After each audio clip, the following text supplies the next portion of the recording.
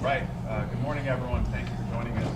As we all know, yesterday the Phillies formally announced the signing of Kyle Schwarber to a 4-year contract, and today the club is very excited to officially welcome him to Clearwater. In a few moments, you're going to have the opportunity to hear from Kyle, in addition to the Phillies president of baseball operations, Dave Dombrowski, and manager Joe Girardi. But at this time, I'd like to turn it over to Dave, who's going to begin with a few remarks. Thanks, Kevin. Thanks to everybody for coming here. It's an exciting day for the Phillies organization to be able to introduce Kyle Schwarber officially as a member of our organization. Took a few extra days here. There was just a small thing of a birth of a baby in the meantime. So, but we're very happy to have him on board. He brings a lot to our ball club, not only from an offensive perspective, but from a teammate makeup perspective that I think is so important for us with our organization to put a winning championship caliber club on the field. I've known about Kyle, of course, since he's been in college. We scouted him, as I think every organization in baseball did, and a dear friend of mine who's unfortunately passed away was a scout with the Cubs organization. We first crossed paths with the White Sox by name of Stan Zielinski, who was just a great scout. Would always tell me afterwards he drafted him, he said, "You just watch this Kyle Schwarber. Not only is he a great player, but the makeup of him, you won't believe. He's got a one of the type makeup." And I was fortunate, of course, always followed him throughout his career, and it's true. And also, just briefly want to thank ownership for their perspective in making this happen, allowing us to make this happen as part of our organization. And I also special tip of the cap to the person from our organization that spent endless hours without sleep in negotiating the contract, Ned Rice. He's been a very busy individual. So it's a very happy day for us as the organization.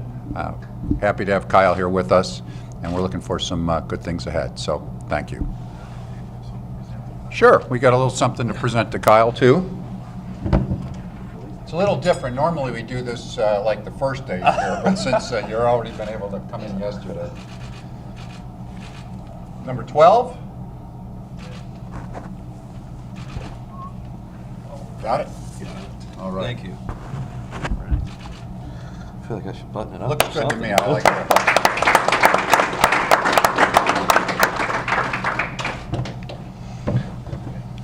it. Yeah. First off, I want to say I can't state how excited I am to be here. I'd like to thank the Middleton family for the opportunity to be here. Dave, the whole front office, thank you for believing in me and wanting me to be here. And the whole Phillies organization. This is a true honor, and I'm excited to help bring a World Series back to Philly. You know, looking at the ball club, it's just it's an exciting group of players, an exciting group of men.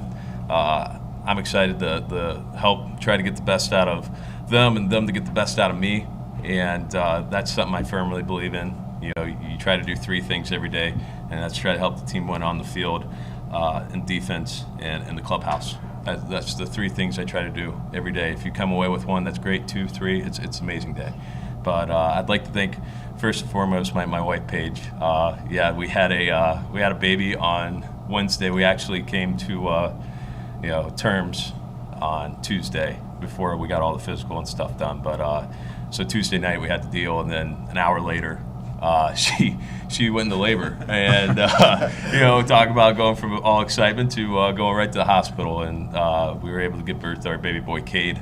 So they're back home. I wish I could be with them right now, but I want to say I love you guys, miss you guys, and obviously my mom and dad, Greg and Donna. Just talk about the things they've instilled in me from day one. Very blue-collar family. Dad was a policeman, mom was a nurse, and they taught me hard work, determination, and you got to be able to work for what you get. And that's something I firmly believe in, is you got to be able to keep putting in the work. So thank you guys, love you guys, and to my sisters, Alicia, Lindsay, Kelly, and my brothers, and Jameen, Tom, Tony, thank you guys for always the support. And I'm really looking forward to being a Philly, so thank you guys. All right. Thank you, Kyle. For those of you who have questions, just know we have microphones on either end. Just raise your hand and we can start on the right with Jimmy. Hello, welcome. I was wondering, it appeared you were the Phillies priority free agent acquisition in the offseason. Were they your priority as well? I would say so. This is, look, I'm in the business of winning baseball games, and when you look at this team, the from top to bottom lineup wise, looking at the rotation, the bullpen, that this team is it's a very good ball club, and we're built to win the East. We're built to go deep into the playoffs, and that's what you look for. That's what you want to be. I've only won in my career. From where I've been in Chicago. When I was with Washington last year, but being traded over to Boston, being in the playoffs there too. I think I've only missed the playoffs one time, and it's an addicting feeling. And you want to keep pushing to that. And when you get that cherry on top, which is the World Series, you just strive for that every year. So this was definitely a place I was looking forward to be. Did you come close to signing here in November before the lockout? We were obviously talking, and I think we were still, filling each other out, getting an interest for each other, and but there was definitely tons of interest before the lockout, and I'm happy that we were able to lock it down here after. Matt, over here on the left. Kyle, this is your second time through free agency. You had to sign a one-year deal to sort of make a bet on yourself after probably what you would call a disappointing season. How rewarding is it to have signed that one-year deal, delivered and produced, and then be sitting here where you're in the position you are now? Yeah, and I'll be the first one to tell you, 2020, there's no excuses for that. It is what it is. It was, I knew it wasn't a representation of me, and I needed to go out there and prove to myself, first and foremost, that wasn't a player I am, and it's definitely rewarding to go out there and do what you do, but it doesn't shock me that I wanted to go out there and perform like that, because I know what I can bring on the field, and I want to keep doing that, and I strive for the best out of myself every single day, and so very, very happy to end up here and just to keep trying to win some baseball games. And for Dave, how did you guys weigh last season versus 2020, and maybe just Kyle's overall track record, and also maybe some feedback perhaps from your hitting coach, your staff? I mean, I know there's a pretty strong relationship and connection there. Sure. Well, you're always balancing in long-term versus what's happened in anybody's career, but with the short term. But in all of our homework, I mean, we think the world of Kyle's ability and his makeup. I look at 2020 as being sort of an unusual year in baseball, period. And to look at last year being more representative, not necessarily 16 home runs in 18 games or whatever it was, but being a force in the middle of the lineup wherever he hits, wherever Joe decides to hit him. So, and it really was consistent throughout the career. Type of person you win championships, not only ability-wise, but makeup-wise. And I will say that our hitting coach, Kevin Long, had a lot to do. I mean, when we had our meetings down here, actually, and Kevin had just come on board, we came down here and reviewed the different organizations and off-season priorities, and we were setting our list together. And Kevin was, this is the guy. This is the guy. And we think he's just, I don't mean to say he's just tapping into it, but he's in the prime of his career. He has a chance to continue to grow. And Kevin Long was very forceful, saying this is the person. And in addition, that is a nice complement and supplement to what we had before. But having that interior type of knowledge was great, very helpful. Alex on the right. You've won at nearly every stage of your career, even dating back to college. Given the postseason streak here in Philly, how do you plan to bring that mentality? Like, what would that look like on the ground level? Yeah, obviously there's the postseason streak here that we haven't been in. And, I think the biggest thing that when we go into this season, you always want to play for something, right? And obviously everyone's end goal is to go to the World Series and win it. But you have to, hang on to something. And it was funny when I was with the Cubs. No one said 107 years in 2015. No one said 109 years, and Obviously not because we already won it, but it was, everyone hung on to that 108 years. That was something that we played for, right? And that's something that we got to hang on and play for. We got to figure out what we want to do and what we want to hang on to and what we want to strive for every day. Walking out that door, going onto the field, crossing onto the line, and going out there and try to win that baseball game any way possible. Todd on the left. So you have your son on Wednesday, and then you're probably sleepless and at home, and Friday word starts to break that the Phillies might be interested in Nick Castellanos, and I'm wondering, how did you first hear of it, and what was your reaction when you were sitting at home? Very excited. Being able to play with Nick in 2019 when he was traded at the deadline to the Cubs. Talk about a guy who can find some barrels and play the game with some passion. That's, when you can add a player of his caliber into a lineup, that it's only going to make you better. That this guy goes out about his business the right way, wants to go out there, he wants to win, he wants to be the best out of himself. And when he gets here, and whenever he gets here, and they get that in officially, that he's going to be a really good key piece of this team. Were you surprised? I mean, did you think, were you taken aback that they were going out and getting another big bat? You know what? I was very ecstatic by it, and I was very happy. And what do you think about this offense in general? You have yourself, Nick, presumably in a few days, Bryce, JT, Reese Hoskins, and on. Didi, Gene Segura. It's a deep lineup. That we're going to have everything covered from 1 to 9, and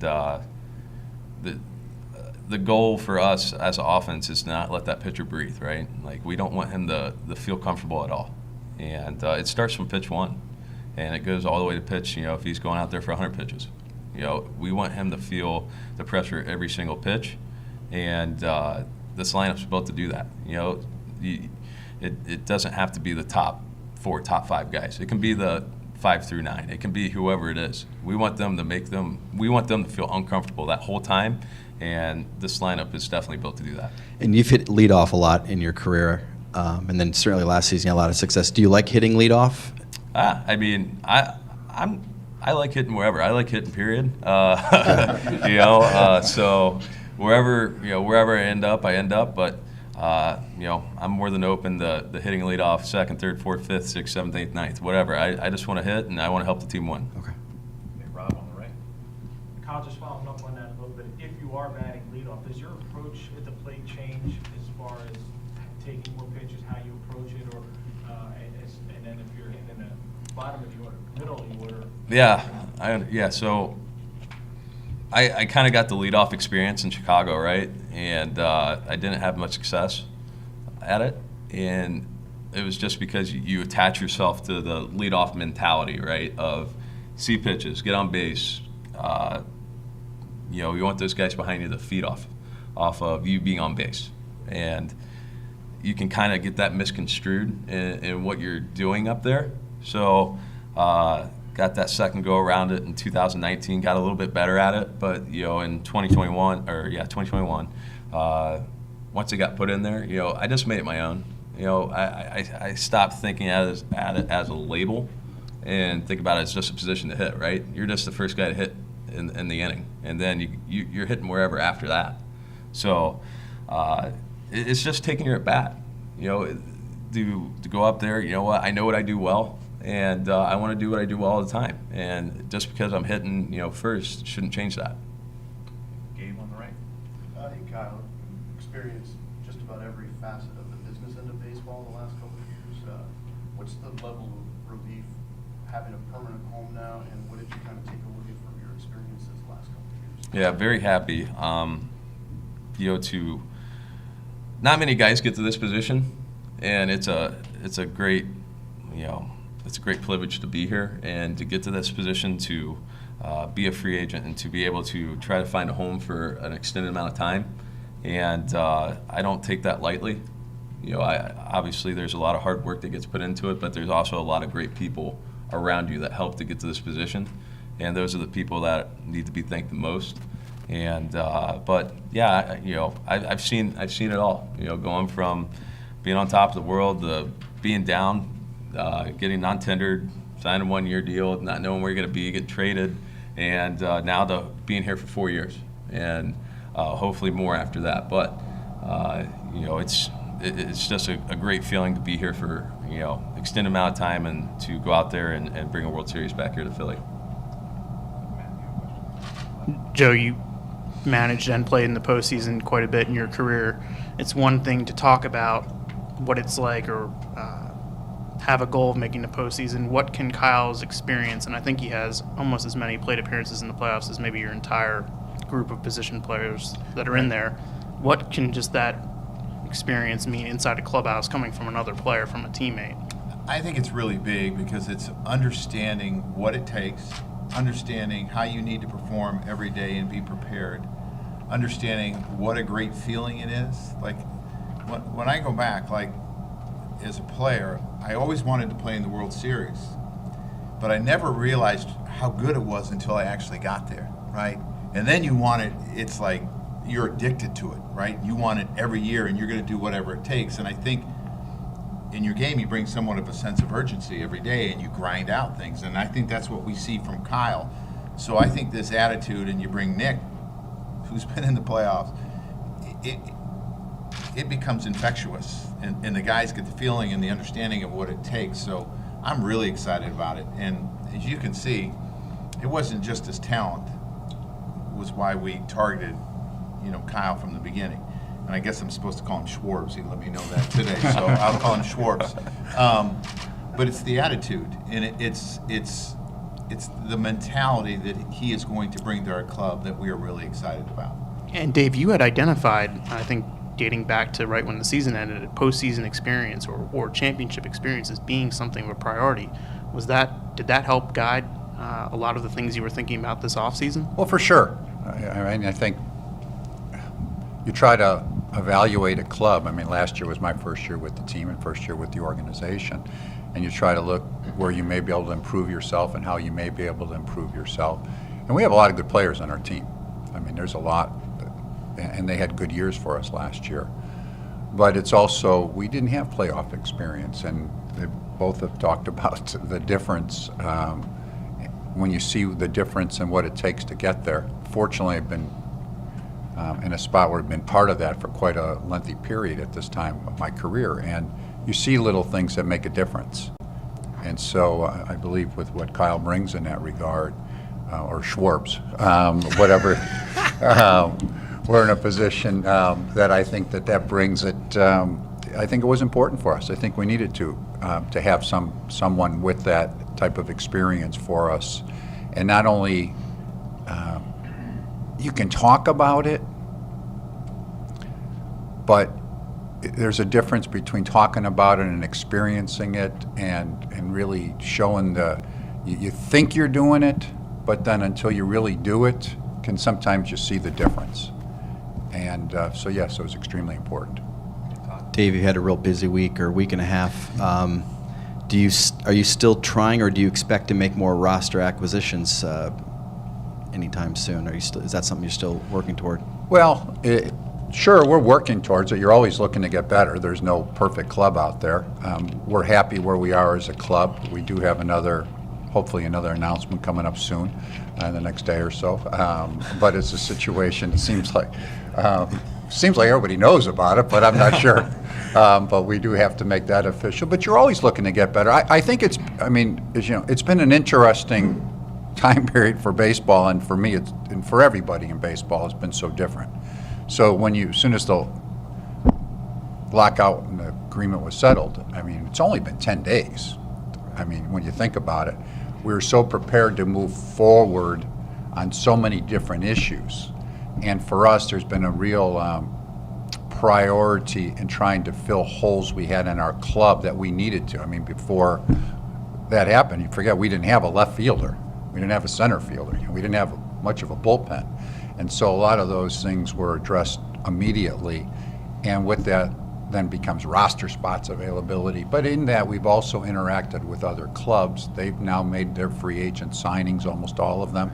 And I think it will lead to continued trade conversations as we go over the next time period. Will it lead to something? I don't know. But sure, we'll look to get better. And Kyle, you kind of touched on it, but Tuesday seemed like it was a pretty crazy day for you and your family. How crazy was it? Did you get to celebrate the agreement before you had to run to the hospital? Not really. I might have got a sip of something, but then it was time to go. So luckily I didn't. So I could luckily I didn't, so I could drive her there. But yeah, it was definitely a whirlwind. I mean, talk about this being at the highest. Like, that's probably the best day of my life, to be able to sign your deal and to go right to the hospital to see your kid being born. Right. It's crazy just how you can fall in love with something so instantly, and it was definitely the best day or 48-hour span of my life. Yeah. That's cool. All right, so just a couple more so we can get Kyle on the field. Matt? Dave, I'm just wondering, can you tell us now, was one of your first calls once the lockout was lifted to Kyle's representatives, or was that the first call? I don't know if you can remember. No, I can remember. It was our first call. So it was, again, you're doing so many different things at one time, and we had a delegation of responsibilities because nobody could do everything.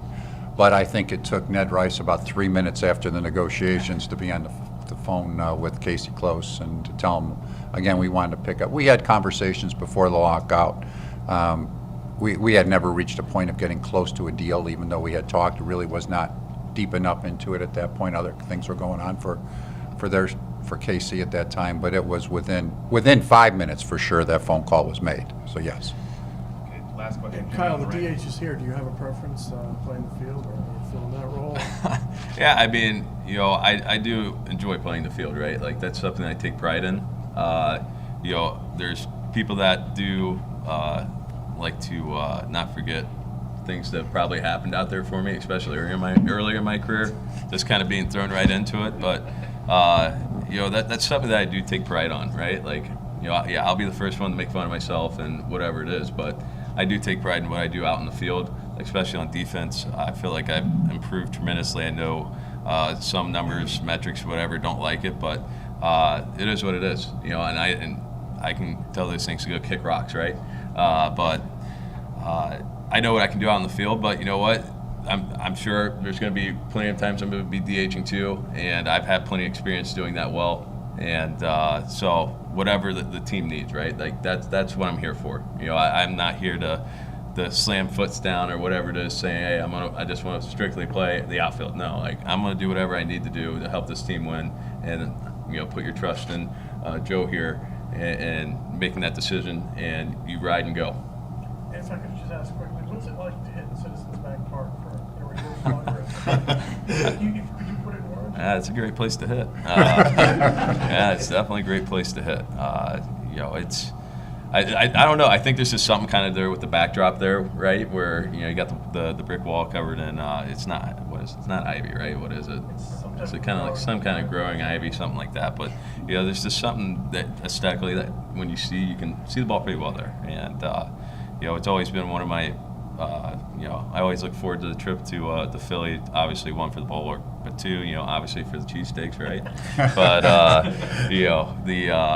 it's definitely going to be a fun time to be a Philly here, and these these next 4 years, and hopefully it's not going to be easy, right? Nothing's easy in this game.